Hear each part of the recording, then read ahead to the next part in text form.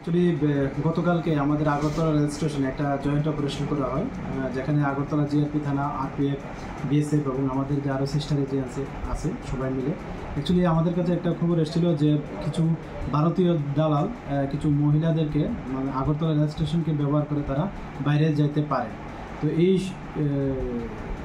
খবরের মানে সত্যতা ধরে আমরা সবাই আগরতলা রেল স্টেশনে একটা প্লেন মাফিক একটা অ্যাম্বুশে বসি এবং দেখলাম যে গতকালকে বিকালবেলার দিকেই আমরা দুজন মানে লোককে গ্রেপ্তার করা হয় এবং সেই সঙ্গে একজন মহিলাকেও।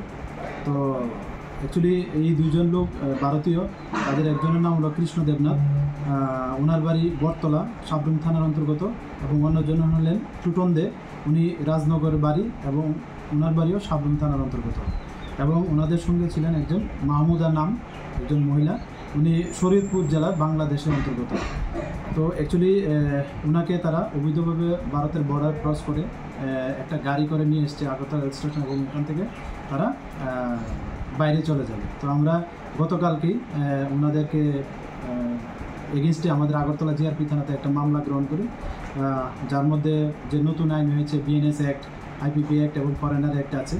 তো এবং আমরা ওনাদের কাছ থেকে কিছু স্মার্ট মোবাইল ফোন, কিছু document, Bangladeshi currency, Indian currency পাই এবং সেই সঙ্গে যে গাড়িটা ইউজ করা হয়েছিল একটা মারুতি ইকো গাড়ি সাদা রঙের, যার নম্বর TR08C0611, এই গাড়িটাও আমরা সিজ করি। তো আমরা গতকালকে এবং এখনও আমরা ওনাদেরকে জিজ্ঞাসাবাদ চালিয়ে যাচ্ছি, সঙ্গে আমাদের আরও অনেক এজেন্সি আছে তারাও জিজ্ঞাসাবাদ চালাচ্ছে। তো আজকে আমরা ওনাদেরকে মহামান্য আদালতে প্রেরণ করব এবং আমরা পুলিশ রিমান্ডও চাবো এবং আমরা দেখছি যারাই এই কাজের সঙ্গে যুক্ত আছে আমরা তাদের অবশ্যই মানে আইডেন্টিফাই করে তাদের আইনের আওতায় আনব।